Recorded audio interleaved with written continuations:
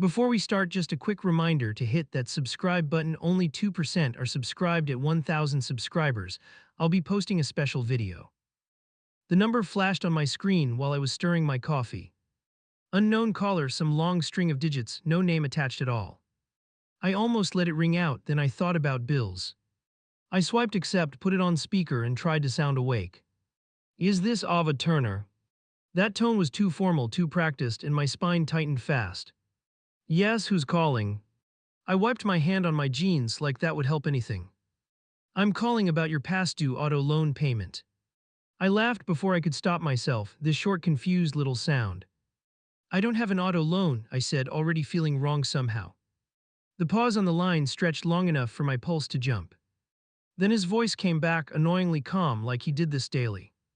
Our records show a purchase for a 2024 pickup truck, financed in your name. I pushed the phone closer, like I could step into the call itself. Run that back, I said, and my voice came out sharper than planned. He repeated the words slowly, as if I were a child not listening. $87,000, 60-month term, first payment already late. My hand tightened and the spoon clinked against the side on reflex. Okay, that is not mine, I said, stomach twisting in one tight knot. He started listing details, and each one landed like another small punch. My full name, my birthday, the last four of my social, my address. All correct, every single piece, like the universe was mocking my denial. By the last one, my breath felt thin and useless in my chest. Someone must have used my information, I tried, hearing the wobble anyway. Ma'am, the contract shows your electronic signature on file, he replied steadily. I did online applications before, and I knew exactly how easy that clicked. You opened this loan last month, he continued, at Eastside Auto Sales location. That name sat there between us, heavy, like he had dropped evidence. I stared at the countertop and did the quiet math in my head. Last month, the week my boyfriend showed up grinning with that lifted truck. He had spun the keys around his finger, proud and cocky and loud. He had joked about finally getting something nice enough for both of us. Back then I clapped and cheered and never once asked how he paid. Can you send me the documents? I asked, voice tighter than my grip. He offered to email the entire packet, contract plus payment schedule plus disclosures. I gave him my email again, like maybe he had the wrong Ava. A notification popped up almost instantly, subject line screaming about loan approval. I opened the attachment and my own name glared back from the top. The signature line hit me hardest, that messy cursive copy of my name. It looked like me, but it was flattened and fake and weirdly stiff. Not a scribble from my hand, more like a screenshot with attitude. My tongue felt dry as I scrolled down through the payment breakdown. Each monthly amount looked bigger than our entire rent payment put together. 87,000, I repeated, almost under my breath, like it might shrink. Correct, he confirmed, and I heard keyboard clicks on his side of the line. If payment is not brought current, the account will move toward repossession soon. I imagined someone hauling that shiny monster away while neighbors watched everything. Then I imagined my credit score cratering and my throat slammed shut. I am telling you I never agreed, I pushed, desperate for some reaction. Then you may need to file a fraud report, he answered, still annoyingly calm. He listed steps, contact numbers, email addresses, all of it blurring together fast. I scribbled on the nearest envelope, writing too hard, letters almost tearing through. Can you at least note that I'm disputing this? I finally asked. Yes, I can document that you're contesting the account, he replied after a beat. The word contesting sounded small against a debt bigger than any number I knew. Until it's resolved, you're still responsible under the current contract terms. That last sentence landed like a door slamming in my face, cold and final. I thanked him anyway because I did not know what else to do. After the call ended, the silence in the room felt too loud. I stared at the email again, at my fake signature, at the totals. My mind kept sliding to the same stupid picture, my boyfriend posing by that truck. His arm resting on the door, chin tilted up, proud like he won something. I realized I had never once seen a single paper with his name.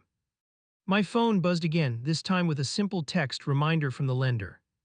Your payment is past due, it read, as if I had just forgotten casually. I could feel my chest heating, anger mixing hard with a thick, sticky shame. How did this even happen under my nose, with my own details used? I wanted to call him right then, but part of me paused. If he lied once, he could lie more, and I knew that in my gut. If I accused him too, Oh, fast, he might twist this into another story. I opened my banking app instead, scrolling through recent activity, hunting for clues. Everything looked mostly normal, tiny purchases, nothing that screamed giant secret truck debt. That normal list just made the loan email feel even more unreal and wrong. I pulled the contract back up and zoomed in on every single field. Employer section empty, co-applicant blank, just my information standing there like a target. They had only needed one stable adult on paper, and apparently that was me. I felt this weird mix of pride and disgust, like my responsibility got weaponized. Back then, I thought being the reliable one was a compliment, not a trap. By the time I finally put my phone down, my hands would not steady. I knew two things for sure, and they sat there like heavy bricks. One, that debt was trying to attach itself to my entire future. Two, there was only one person in my life who had both motive and access. I waited for the sound of his truck in the driveway, and every minute stretched. His engine rattled the windows before I could plan what to say. I stood in the hallway with my phone still in my hand. My heart started sprinting on its own, way ahead of my brain. By the time the door opened, I had already lost my cool. He came in grinning, keys swinging against his knuckles like a toy. Guess who just took his girl for an upgrade? He threw his arms wide. I watched the keys spin, every loop looking like a countdown. Nice timing, I managed, my throat stubbornly dry and tight. He dropped his phone on the counter and leaned his hip back. You should see how people look at this thing, he laughed low. It's a beast, total head turner, finally something that fits us. That word scraped down my nerves way harder than it should. How did you pay for it? I asked, no warm-up at all. He blinked like I had asked what color the sky was. Babe, relax, I told you I had it handled. He stepped closer, hand reaching for my shoulder, touch light and distracting. I avoided his fingers and stared at the keys instead. I just got a collection call, I kept my voice steady on purpose. They think I financed a truck through Eastside, cute coincidence, right? His face shifted for 1 second, just long enough to register panic. Then he snorted, like I had told some wild joke at a party. They always mess stuff up, those places never get files straight. So you did not use my information, I pressed, each word careful. He shrugged and leaned over the counter, eyes sliding away from mine. You know your credit is spotless, mine is trash, we are a team. The way he said team made my skin crawl like it came with fine print. I'll cover the payment, you just made it possible, that's all. That is not all, my voice came out sharper than I meant. I pictured the contract on my screen, my name alone holding the weight. Easier approval means nothing if I am the one they chase. He rolled his eyes upward as if the ceiling shared his frustration. You are acting like they dragged you into court already. He snagged the keys again and flicked them against his palm slowly. You're my little bank account, remember, he laughed, face soft and teasing. Smart, reliable, my very own personal piggy bank. Hearing it out loud knocked my stomach sideways, and he did not stop. Who else would trust me with something that expensive, huh? Do not call me that, I snapped louder than I meant to. His jaw tightened for a beat, then he walked to the fridge. Joke, he muttered, grabbing a drink, shoulders slightly tense at the edges. You know I would not get something this big without a plan. That word plan hung there, suspiciously empty, begging to be kicked. What is the plan? I asked, my voice quieter but harder now. He took a slow sip and watched me like I was the unreasonable one. Work, make money, send the payment, same as any grown adult. A small bitter laugh slipped out of me before I could stop it. Do they know that is your plan or just mine on paper? He slammed the bottle down and the sound snapped through the room. Why are you acting like I stole from you? His eyebrows pulled together. It is not like I blew it in Vegas or something, he gestured wide. It is a truck, something solid we can actually use. The word stolen kept echoing anyway, loud in my head. Rent is due next week, I reminded him, fingers digging into my phone. We still need food, gas, everything, your magical plan needs to include that. He waved his hand, dismissive, like I was listing chores or weather reports. I'll grab some overtime, maybe pick up a side thing, chill out. His version of chill felt like a dare I did not want. He reached for me again, arms open, trying to pull me into a hug. Normally, I would sink into it and let the argument dissolve there. This time my shoulders stayed tense, body refusing to lean forward. I am not mad you bought it, I lied because that part felt complicated. I am scared you built it on my name and walked away whistling. He stepped back, exhaled, then unlocked his phone with quick, impatient taps. "You hungry?" he asked, already scrolling through delivery apps like nothing happened. "I'll grab wings, you love those, we can talk about it after." An alert flashed at the top of my screen, email from the lender. That tiny line of text burned hotter than anything coming from his menu. I turned and went to the table instead, dragging a chair back fast. If he would not take numbers seriously, I could at least see them. I opened my banking app, then a blank spreadsheet, fingers moving on autopilot. Bills lined up across the screen, each one marching toward the same paycheck. That new monthly charge sat on top of everything like an arrogant crown. He walked over and dropped his card near my elbow, casual and light. "Use mine for the order this time, happy now." His tone carried clear annoyance. The gesture should have reassured me, maybe it even did for a second. But my eyes stayed locked on the gap between income and all these promises. Even with his card tonight, that loan still wrapped its hands around me. "You are dodging the actual issue," I said, still typing numbers into rows. "There is a contract with only my information, one missed payment already flagged." He leaned down, voice closer, trying for soothing charm again. "You trust me or not, that is the actual issue here, not some document." He framed it like a loyalty test, and I could feel the hook. Trust used to be an easy word between us, almost automatic. In that moment it felt like a trap, a word with teeth. If I chose him, I was choosing that screen full of debt with him. If I chose the screen, I was the dramatic girlfriend who did not believe. Standing in the middle felt impossible, and he knew exactly where I stood before. He grabbed the keys once more and spun them as he walked away. "I'm taking it out for a bit, clear my head," he called over his shoulder. The door shut, and his footsteps moved toward the driveway without hesitation. I stayed seated, watching the account balance at the top of the app. The engine roared outside again, and all I could think was, it is my signature paying for that noise. I hit the Get Full Report button before I could bail. My finger hovered for a second, then I tapped again just to commit. A spinning icon popped up, and I felt my mouth go dry. I knew once it loaded, I could not pretend I was guessing anymore. The report filled in all at once, lines of accounts stacked together. My eyes went straight to the auto section, almost against my will. There it was, the truck loan, sitting heavy at the very top. Seeing it in black and white hurt more than hearing it on the call. I had to close one eye for a second, like that would soften it. I forced myself to look beneath it, just to make sure nothing else lurked. A store card sat there under a brand I recognized, opened last winter somehow. Limit almost maxed, minimum due soon, payment history looking perfectly clean. I whispered out loud, did I do that, even though I already knew? Nothing in my memory matched that account, only the balance glaring back. I scrolled lower, heart thumping too hard, fingers starting to feel clumsy. A random personal line of credit showed up next, approved early spring. Same address as mine, same social digits, same employer, same everything. And again, no co-borrower listed anywhere, just my information holding the bag. I actually laughed once, sharp and ugly, because it felt like a sick joke. Every new line had a date that lined up with some fight about money. I remembered one week he was suddenly generous with dinners and ride shares.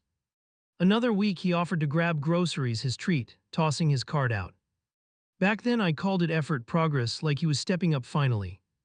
Now each memory snapped into place against those approval dates, and my stomach turned. I clicked on the details for the truck loan and zoomed into the bottom.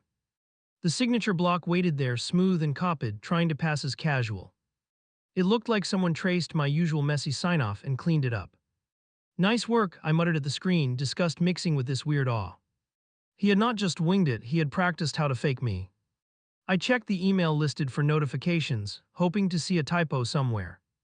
No luck, it was mine, letter for letter, nothing to blame on a clerical error.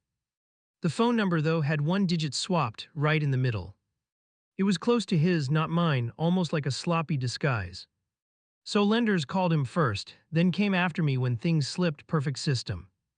I wish I could tell you I stayed calm and strategic. Truth is, my hands trembled so hard I kept clicking the wrong sections. Part of me wanted to slam the laptop shut and play dumb. The rest of me intended to call every fraud department in the country. I sat there trapped between those extremes, feeling ridiculous and also cornered. A new alert popped up on the side of the report, fraud guidance. "Think your identity has been misused?" it asked, all bright and helpful. I read through the steps: file a dispute, place alerts, maybe contact police. Each option felt huge, life-changing, like I was signing up for war. And every single one pointed straight back at the person snoring beside me at night. I printed the first page and listened to the machine spit each sheet out. I wanted something solid I could hold, something he could not swipe away. I laid them on the table, lining them up in a row. Truck loan on the left, store card in the middle, random line of credit last. The same name stared up from all three, and none of it was his. I heard the front door open while I was still standing over the papers. Keys landed on the counter, heavier than usual, like he threw them hard. "You're not dressed," his voice floated in, confused, like we had plans. I did not answer right away, just kept my palms flat on the table. My silence pulled him closer faster than any greeting. He walked in, saw the printed pages, and stopped mid-step. "What's this?" His eyes shifted from one sheet to the next slowly. I watched for that first tiny flinch, the one people have before acting. When it came, it was quick, just a twitch near his mouth. Then his whole face rearranged into bored annoyance, like I left dishes out. "These are in my name." I tapped the top corner of each page. "Truck, store card, personal line, all tied to my information." He scratched the back of his neck and gave a half shrug. "I told you I'd handle it. Why are you obsessing over paperwork?" That word paperwork made my jaw clench, like this was just office clutter. "I never opened these," I said, feeling my voice wobble, then steady. "I never logged in, never signed, never got one confirmation email." He blew out a breath and leaned on the chair opposite me. "You trust me or not?" he asked again, eyes locked on mine. "If you do, you know I did this for both of us." I jabbed at the signature line beneath the truck loan with one finger. "That is not my handwriting, not even close, you know that." He glanced down, then leaned closer, squinting like this was new information. "That's electronic," he answered finally, waving his hand like it was nothing. "They just toss whatever version they have of your sign-off. It's automatic." "It is not automatic when you never gave them anything," I shot back. Images flashed in my head, times he had my wallet out longer than needed. Moments where he offered to help with online forms while I was rushing. I had brushed each one off as convenience, never full access to my life. Standing there now, they all lined up like clues I ignored on purpose. He straightened and crossed his arms across his chest, posture going hard. "You knew I was trying to rebuild my situation, you knew that.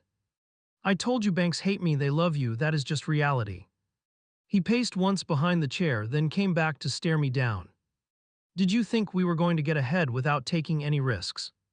That risk is attached to me, not us. Look at these headings." I pointed to the borrowers listed, each one repeating my details like a chant. "Your name only exists in their notes as a contact, maybe."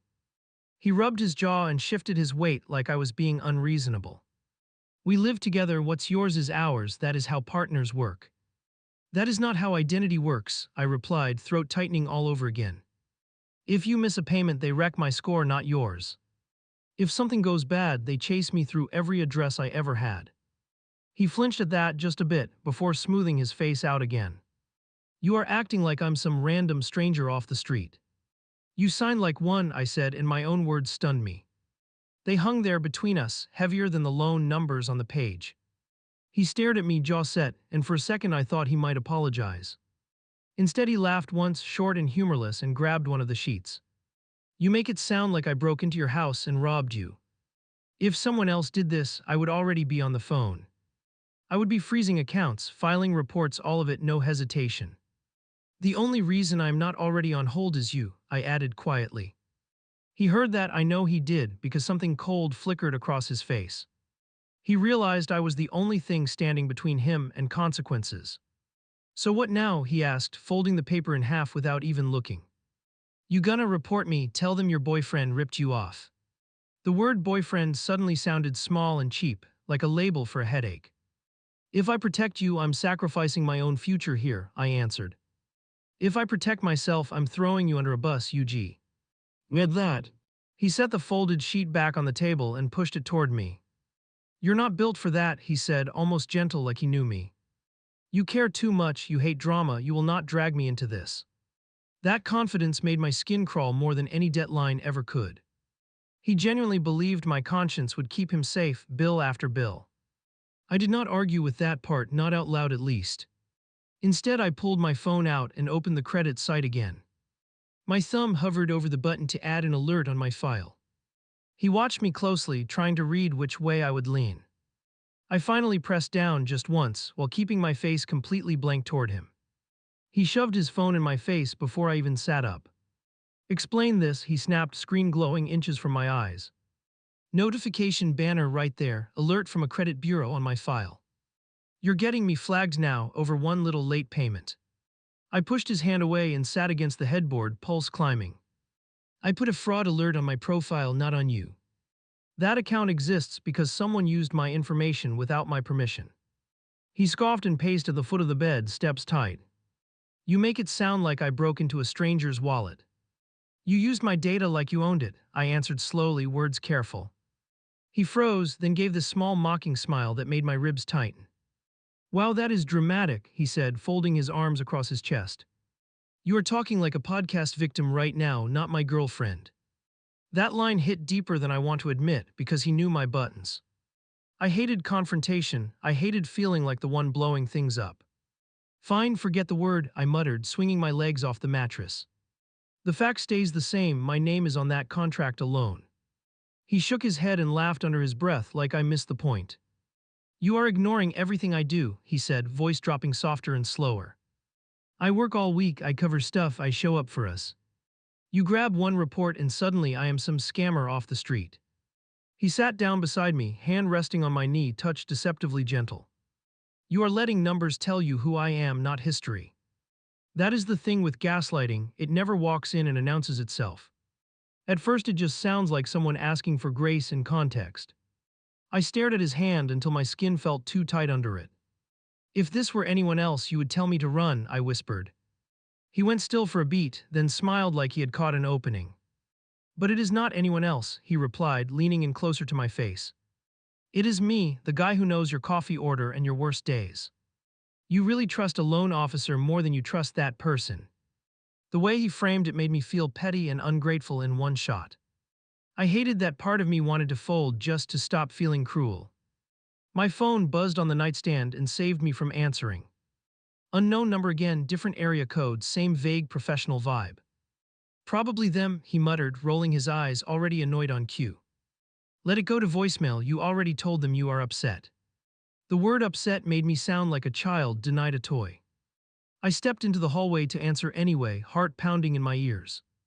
Turned out it was another representative, confirming the alert on my file. They walked me through my rights, advised me to review every active account closely. I watched him through the doorway while I listened, his jaw tightening each minute. When I hung up, he was sprawled across the bed, staring at the ceiling. "So now they think someone close to you might be responsible," he remarked flatly. "You basically invited them to poke around our whole life with a clipboard. They do not care about feelings, they care about numbers and rules." The words came out smooth, practiced, like he rehearsed that speech in his head. I recognized the shift, the part where he painted himself as the hunted one. Later that afternoon, my phone lit up again, this time with a familiar contact. His mother, who rarely called me directly, just sent heart emojis on holidays. I let it ring once, twice, then answered because curiosity won the fight. "Sweetie, can we talk about the truck situation for a minute?" Her voice came warm. I already felt my shoulders tightening because I knew who fed her that phrase.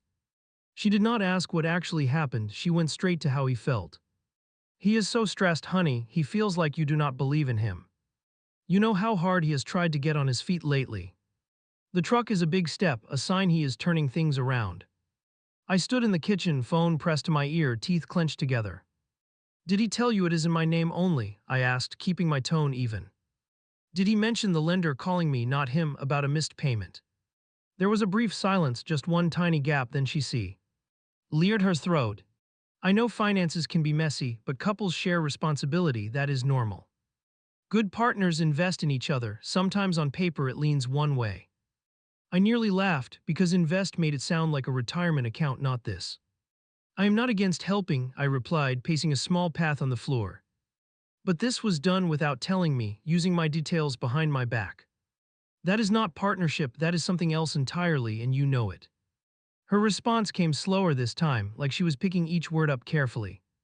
"He did not want to worry you until it was solid," she said finally. "He just needed a little help getting through the door, that is all." He told me you agreed in spirit, even if you did not fill everything out. That last part made my stomach twist because it was technically almost true. I had nodded once when he talked about needing support, never imagining this outcome. After we hung up, I rested my forehead against the cabinet door and exhaled. I realized he was building a story, one where I was the fearful one. In that version, I was cold, ungrateful, ready to throw him away over paperwork. He, on the other hand, was the dreamer with the big step forward. It is wild how fast someone can sculpt that narrative when they feel cornered. When he came home that night, his mood was suddenly bright and playful again. He walked right past me and went straight to the front window. "Look at that beauty," he murmured, staring out at the driveway like it sparkled. "Mom loves it, by the way. She says it makes us look established."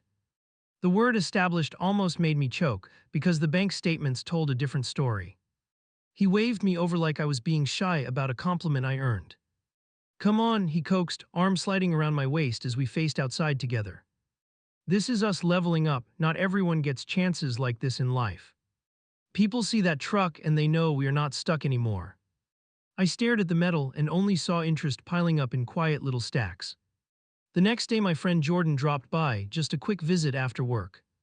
She barely made it through the doorway before her gaze snagged toward the driveway. "Please tell me that thing is not in your name alone," she blurted out. I did not even pretend, I just gave her a look and stepped aside. Her eyebrows shot up so high I thought they might stay that way forever. We sat at the table and I slid the printed pages toward her hands. She scanned the totals first, then the borrower fields, then the dates down the side. "Are you kidding me?" she breathed, tapping the truck loan with one finger. "You know this could wreck your credit for years if he drops the ball. With his track record, that is not exactly a long shot, be honest." I felt defensive and embarrassed at the same time, which is a fun mix. "He says he is picking up extra shifts. He put his card in for groceries. I know it looks insane on paper, but he keeps saying he has a plan." Jordan leaned back and crossed her arms, studying me like I was a puzzle.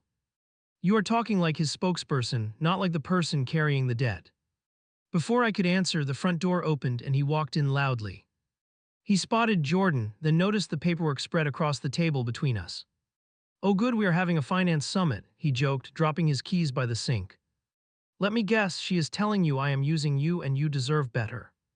His smile never reached his eyes, and I could feel the air tighten around us. "She is telling me this setup is dangerous," I replied, forcing my tone steady. "That I am exposed if anything goes wrong, which is just truth, not an insult." He pulled out a chair and sat down, leaning his elbows on the table. "You think I do not know exactly what I owe?" His voice was calmer now. "You think I want to mess up the one person who actually believed in me?" Jordan's gaze flicked between us, then she stood, grabbing her bag from the chair. "I am not going to sit here and referee this," she said, voice cool and flat. "Ava, call me later. Seriously, I mean that. Do not just nod." She gave his truck one last look through the window on her way outside. I watched her leave and felt this sharp twist of panic in my chest. As soon as the door closed, he turned toward me with a slow exhale. "Your friends think I am trash, you know that. They never hid it. They do not see the work, just the mistakes, and you soak that up." I opened my mouth to argue, then shut it because he was partly right. They really did not see him at 3 in the morning after a long shift. That is where he hooked me again, in that gray in between. I knew he had good days, I knew he tried in some areas. That effort did not erase forged approvals or ignored calls, but it complicated everything. "If you hate this so much, what do you want me to do?" he asked. The question hung there huge. Like he dared me to say the quiet part. "I want the loan out of my name," I replied, pulse jumping inside my neck. "Refinance, trade it in, sell it, whatever, but it cannot stay like this." He stared at me for a long moment, then gave a tight smile. "Cool, I will just stroll into a bank that already hates me and ask nicely." He spread his hands, waiting, like he expected me to admit I was being unrealistic. "You put us in a trap and now you are mocking any escape," I said quietly. He raked a hand through his hair and pushed away from the table hard. "I am not your child, stop talking to me like I am grounded," he snapped. "You knew I wanted something big, you knew I was chasing more than survival." His words bounced off the walls and came back louder inside my head. That night I could not stop pacing the hallway, phone glowing in my hand. I typed search after search, reading about unauthorized loans and shared households. The answers were not comforting, not in the way I kept hoping for. Most of them came down to one brutal truth: the signature owned the responsibility. And in this story, that neat little script at the bottom belonged to me. I ended up at the window, watching the driveway like it might move. The truck sat there hulking and perfect in that awful way, a monument to denial. He called it a dream, his mom called it a step forward, my friend called it a disaster. For the first time, I pictured the same driveway without his truck or his shoes. The thought scared me, and at the same time it would not leave. The first time a stranger called it fraud, my stomach lurched. I sat on a hard chair across from a short stack of folders. He adjusted his glasses and pointed at the copy of the contract. "If this signature is not yours, that is identity theft," he said. Hearing it framed, that bluntly made my palms start to sweat. "I know who used it," I admitted, voice low and weirdly flat. I pushed the truck paperwork toward him, edges already bending from handling. "It was my boyfriend, he took my information and ran with it." The word boyfriend sounded ridiculous in that room, light and childish. The attorney watched my face more than the pages and waited. He asked how many accounts were opened. I slid the rest over slowly. Loan, store card, random credit line, my name stamped on every heading. He skimmed through balances and dates, expression tightening at a few spots. "Who is making payments now?" he asked, tapping the auto loan statement. I exhaled and realized I did not have a confident answer. "He says he is on top of it," I replied, avoiding the word late. "I keep getting reminders though, and they never contact him first." The attorney leaned back and linked his hands, thinking for a second. "Legally, the lender sees you as the responsible party on everything. That means you choose between protecting yourself or protecting him." That split was not new, but hearing it laid out like that hurt. I stared at the loan number until it blurred into nothing. "What happens if I report him?" I asked, throat tightening around the words. Could he actually get arrested or something, or is that unlikely? Part of me already knew, another part still hoped for a loophole. He did not rush the answer, which somehow made it worse. "There is a chance of criminal consequences depending on the investigation," he said. "You would also face questions about how much you knew and when. So you need to be honest with yourself about your timeline." The way he said honest made my cheeks burn hot. I replayed everything right there, but only in my own head. The dumb cheering when he first parked the truck out front. The jokes about me being the reliable one with gold star credit. Every piece I had shrugged off clanged louder inside my brain. "I should have caught this earlier," I muttered, barely above a whisper. "You caught it before a default judgment," he answered, surprisingly gentle that time. "That gives you room to act instead of just react at the end." He slid a printed sheet toward me, options listed in clean little bullets. "Dispute the accounts, freeze new approvals, consider a police report, maybe leave him." He did not say that last one, but it was there anyway. Then he asked the question that shoved everything forward faster than I wanted. "Do you plan to stay in this relationship while we sort this out?" I swallowed and stared at my hands because looking up felt dangerous. "I honestly do not know yet," I said, and that was the truth. "I just know I am not okay living like this anymore." He nodded once and underlined a line in his notes with a pen. "Here is my advice," he said, voice steady and practical and harsh. "Give him a clear deadline and a concrete action on the loan. Refinance or surrender the vehicle, no more vague promises or creative excuses. If he refuses, you document everything and we move to protect you." The word deadline lodged itself in my chest and stayed there. I took the folder he handed me, thick with forms and instructions. He walked me through each page, where to sign, who to call next. My head buzzed the entire time, like a television stuck between channels. By the time I stepped outside, my legs felt oddly unsteady. On the drive home, I rehearsed sentences out loud in the car. "You have 30 days to get it out of my name. You either fix this or I will report the entire situation officially." Each line sounded either too aggressive or too soft or too desperate. I kept going anyway because silence had done enough damage. When I walked in, he was at the table scrolling his phone. He barely glanced up, just jerked his chin toward the counter. "There's food in the bag, I grabbed something for you," he mentioned. His care sounded almost sweet if you ignored the 5 figures attached. I set the legal folder down and did not touch the food. "We need to talk about the truck again," I started, heart racing. He groaned immediately and dropped his phone flat on the tabletop. Are you serious? I just worked 10 hours, pick another night. I met with an attorney, I cut in, and that made him freeze. Those words landed harder than anything else I had tried before. He looked at the folder like it might open and bite him. You got a lawyer involved over a car payment, he finally blurted. His chair scraped back as he stood up, energy shifting fast. You really want to drag strangers into our business that badly. If he could have scorched the folder with his glare, he would. They explained what my options are, I replied, hands shaking slightly. One of them is reporting unauthorized accounts and refusing this setup. Another is dragging you fully into it with your real information. I watched his expression flick from anger to calculation in 2 seconds. He understood what dragging could mean for him more than for me. How much is that going to cost? He demanded, pointing at the folder. Because I know you are not paying legal fees out of spite. They offered payment plans, I answered, almost laughing at how ridiculous this was. You worry about that, but not the truck swallowing my future monthly. He ignored that part and kept pacing across the room. You are overreacting, he said, running a hand over his face.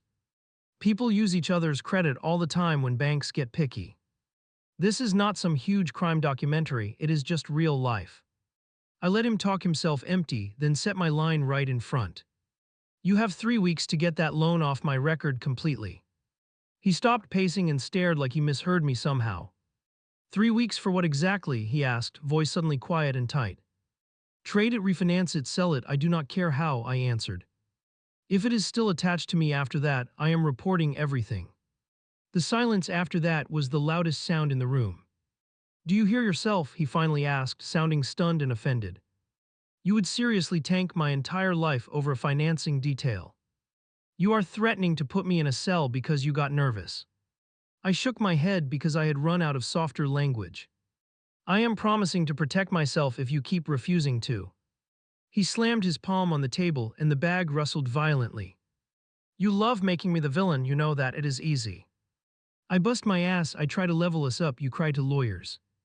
He jabbed a finger toward the driveway like the truck could testify. That thing is for us, not just me showing off to neighbors. For us would have meant asking before signing my details, I said quietly. For us would have meant your name sitting next to mine there.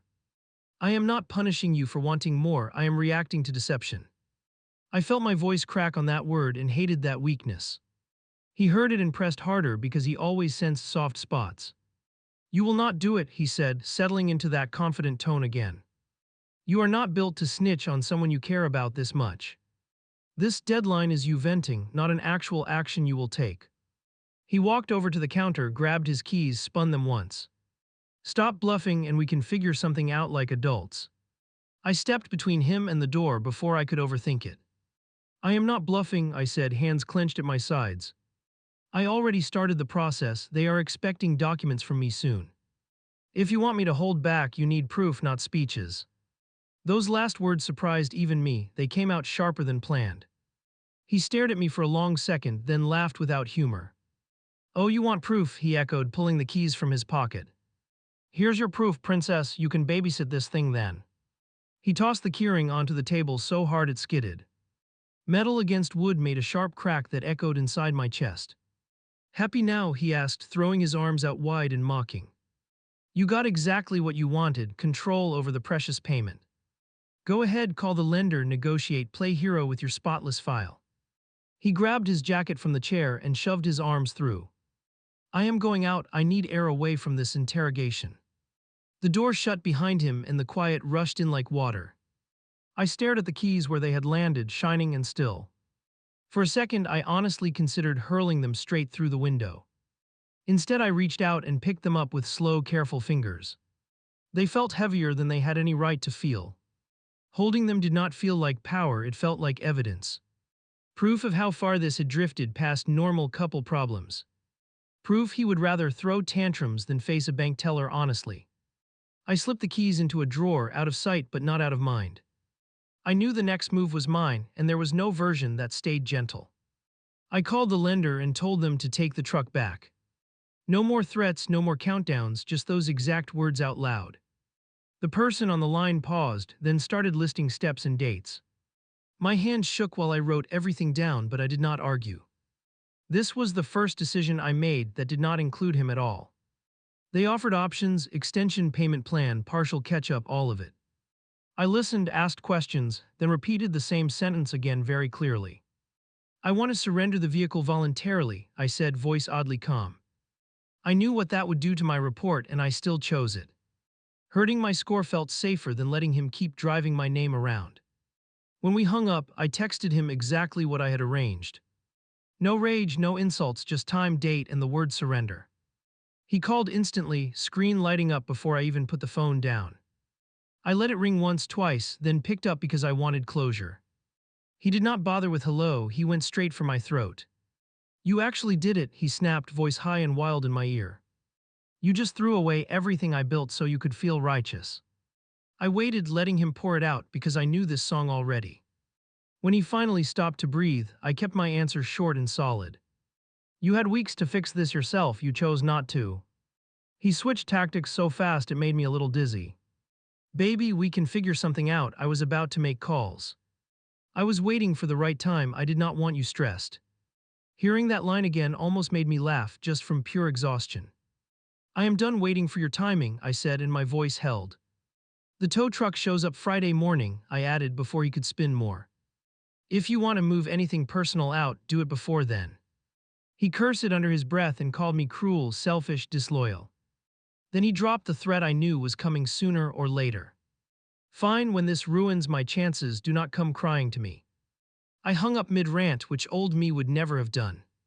My chest hurt, my stomach felt twisted, but my hands stayed steady. I took the keys out of the drawer and set them on the table. They sat there like a dare, like proof that the story had changed. This time they were not a gift from him, they were evidence for me. The night before the pickup, he showed up without warning at the door. He looked wrecked, tired, furious, all layered on top of each other. We can still cancel this, he started, walking past me toward the kitchen. I talked to a buddy, he can float me for a month or two. I stepped between him and the table, blocking the keys with my body. Did you tell your buddy whose name is on the loan? I asked. He stopped, eyes landing on the keyring behind me, hand half extended. You are making a spectacle for no reason, he muttered, shaking his head. People will see a repossession and think I could not handle my business. That was the moment I realized he cared more about the show than the damage. The only reason they are coming is because you refused other choices, I replied. You could have sold it, refinanced it, anything, you just stalled. He dragged a hand down his face and let out a rough sound. You are over here listening to strangers in suits, not your own partner. That is not love, that is betrayal, and you know it deep down. That word hooked the guilty part of me, the part he always poked. I did feel like a traitor, I will admit that honestly. Turning him in would have been cleaner in some ways than this half step. Instead, I chose something that bruised both of us and still spared him. So no, I was not proud, but I was not backing away either. Friday came faster than my nerves could catch up. I woke up before my alarm and could not sit still. I opened the door and there it was in the driveway, still smug. I watched through the window as the truck arrived to collect it. My heart thudded while a stranger wrote down the VIN and plate. When they ran, "Gee, the bell," I answered with the keys in my hand. You the account holder? The driver asked, glancing at his clipboard briefly. Yeah, I said, throat tight. I authorized the surrender with the finance company. The words felt like swallowing sand, but also like finally spitting something out. He nodded once, no judgment at all, just another job to finish. As he pulled it up on the platform, my phone lit with messages again. He was not there in person, but his anger filled the screen. Lines of text non-stop, accusing, begging, accusing again, over and over. I hope you are happy while they drag my life away, one read. Another one just said, you ruined everything, and for a second I believed it. The truck rolled away slowly, and the driveway suddenly looked bare and strange. I stood there and realized my shoulders felt lighter, even with the hit coming. It would show up on my credit, it would follow me for years. But at least the bleeding stopped, at least no new damage was forming. Sometimes relief and loss sit in the same chair, and that was my morning. When I went back inside, his bag was still by the wall. He had left some clothes, a few random things, like he still lived there. I stared at it for maybe 30 seconds, then grabbed a box. I moved fast, no ceremony, just folding and stacking in silence. Every shirt tossed in felt like a small apology to myself. I texted him one more time, the last message I planned to send. Your things are packed, pick them up today or I will drop them off. He called right away, but I watched it ring and did not answer. He left a voicemail I still have not listened to, I just cannot. Turning the sound off was the first real boundary I ever kept with him. When he finally came by, he did not cross the doorway. He stayed on the porch, eyes flicking past me into the apartment. So that is it, he asked, voice tired more than loud this time. You dump the truck, you dump me, you run straight to lawyers.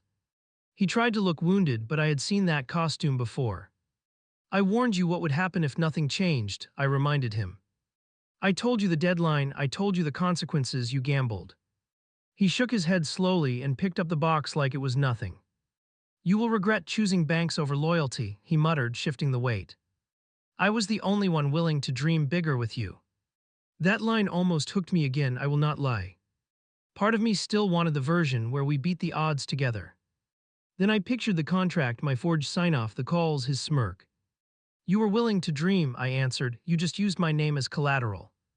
He flinched at that, and for once he did not have a comeback. After he left, I sat at the table with all my paperwork.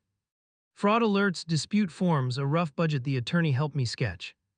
I froze every account I could, changed logins, called each company in turn. It was boring and exhausting and absolutely necessary, like cleaning after a flood.